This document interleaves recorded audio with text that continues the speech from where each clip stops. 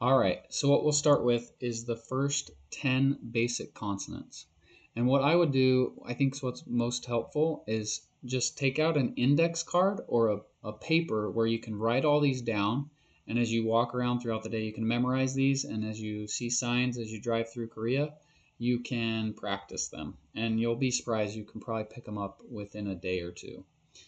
So write all these down on your index card, and then after you pause the video, restart it, and we'll go through kind of some of the meanings of this. So the first one is called a kiuk, right here, and that is similar to our G and our K.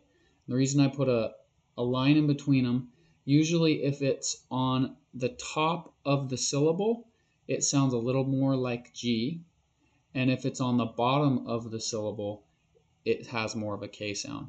Usually, if you kind of go right in between those, Koreans will understand what you're saying every time. But as you practice, you'll see the trends a lot more. And there's some advantages to learning from an English speaking person who's already learned this as opposed to like a Korean person who knew Korean first, because they don't understand the Y's as much. Kind of like if we're teaching someone English, we don't understand it as much. We just learned it because we grew up with it. So I'm going to teach you some intricacies that's really valuable to learn as an English person speaking Korean, learning Korean, because there's some characters they don't have that we have, and vice versa. So the next one is N. This is simple, never really changes. It's the Nean sound, that's N. And this is what's also fascinating.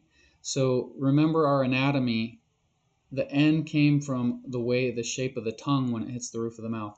If you want to make it a little bit stronger, you just punctuate it a little bit, and N becomes N, D.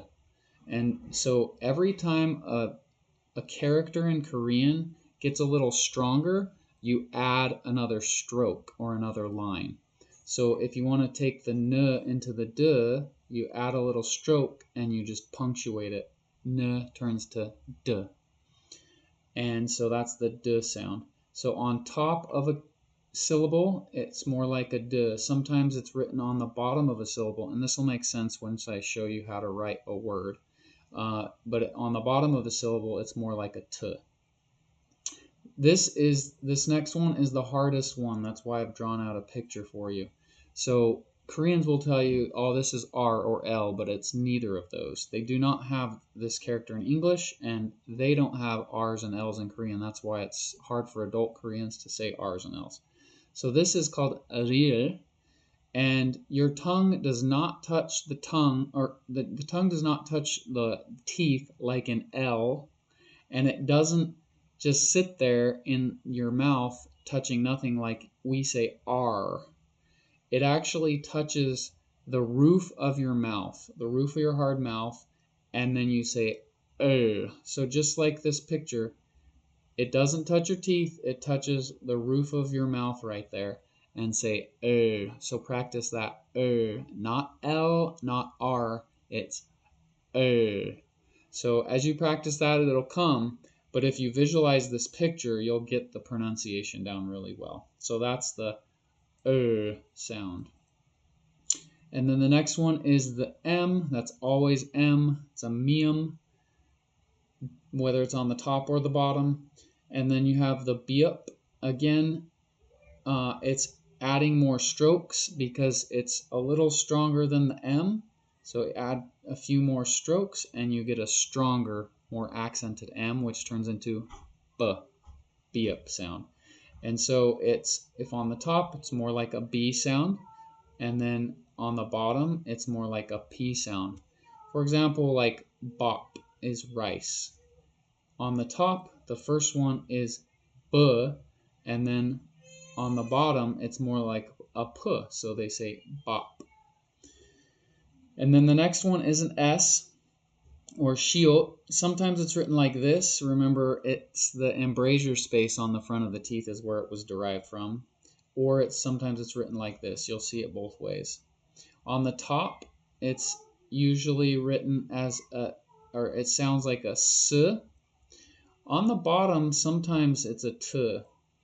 And then also, if it's written with the E vowel next to it, I'll explain this later a little bit more, but you say she.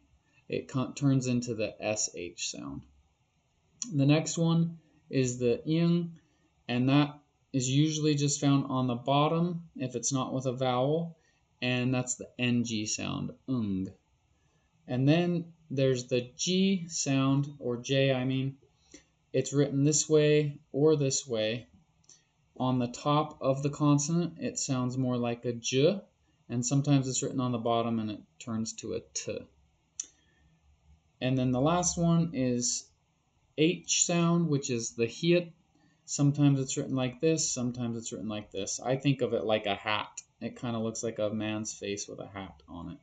But that's a H on top and a tiget on the bottom. So I would first just learn the tops of all these, and you'll learn what they make on the bottom.